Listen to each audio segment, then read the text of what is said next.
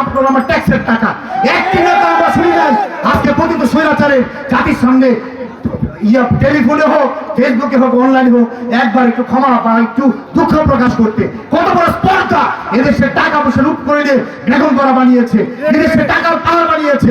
আজকে তারা আবার বড় বড় কথা বলে, আবার বাংলাদেশে ঘাটতি মেরে তারা মাথা চাড়া দিয়ে উঠতে চায়। সজাগ থাকবেন, ওর সমস্ত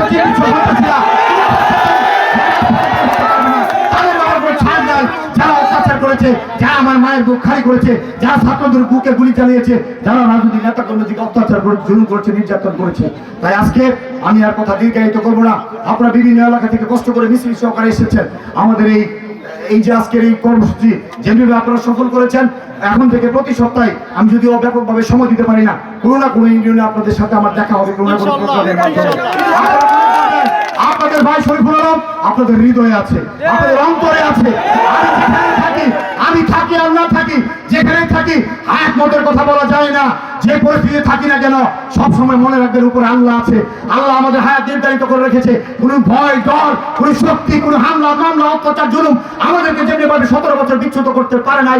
আমাদের মূল লক্ষ্য থেকে বিএনপি ভারপ্রাপ্ত চেয়ারম্যান জনাব তারেক রহমান সাহেব যেভাবে আমাদেরকে নির্দেশনা দিয়ে রাজপথে রেখেছেন, আমাদের সে কাঙ্ক্ষিত বিজয় অর্জন না হওয়া পর্যন্ত, চূড়ান্ত বিজয় পর্যন্ত না পৌঁছা পর্যন্ত আমাদের স্বতন্ত্র প্রহরীর মতো রাজপথে থাকতে হবে, সজাগ থাকতে হবে। ইনশাআল্লাহ আমি বিশ্বাস করি আমার নেতা কর্মীরা ঐক্যবদ্ধ আছে, সজাগ আছে এবং দেশের অতন্ত্র প্রহরের মতো পাহারা রাখবে যতক্ষণ পর্যন্ত সেই ভোটের পরিবেশ আমাদের নিশ্চিত না হয়। এখানে আজকে এই যে রাফায়েতের একটি ছোট্ট বাচ্চা আমরা দেখতে পাচ্ছি, তার দাদার কোলে এমনি ভাবে অসংখ্য রেফারেট বিলরা তার আগামী পর্যন্ত রেখে গেছে। আমরা জানি না তাদের কি ভাষায় আমরা বলবো, আমরা জানি না তাদেরকে কি সান্ত্বনা দিব। আমাদের অপরাধ আমরা জনগণের কথা দিয়ে আমরা রাজপথে গেছি। আমাদের অপরাধ আমরা ভোটের কথা বলেছি। আমাদের অপরাধ আমরা গণতন্ত্রের কথা বলেছি। আমরা বলেছি আমার অধিকারটুকু ফিরিয়ে দেন। আমরা বলেছি আমার 5 বছরের যে আমার মৌলিক অধিকার সেটা আমরা ফেরত পেতে চাই। রাজপথে নামলে গুলি, রাজপথে নামলে হামলা, পা ভেঙে দিয়েছে, মাথা ফেটেছে, কত একটা জুলুম করেছে। আমি এই বিচার জনগণের কাছে দিতে চাই।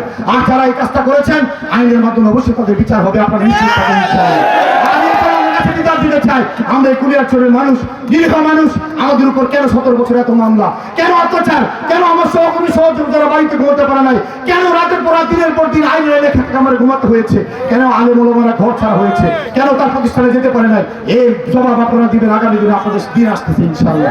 আজকে আমি ৬৬ ইউনিয়ন বিএনপি সহ সকল অঙ্গ নেতা কর্মী সহ যারা এটার আয়োজন করেছেন সবাইকে ধন্যবাদ আপনার সুন্দর আয়োজন করার জন্য। এই কথা বলে আমার বক্তব্য শেষ। আল্লাহ হাফেজ। বাংলাদেশ জিন্দাবাদ। ধন্যবাদ। আসসালামু আলাইকুম। এই মুহূর্তে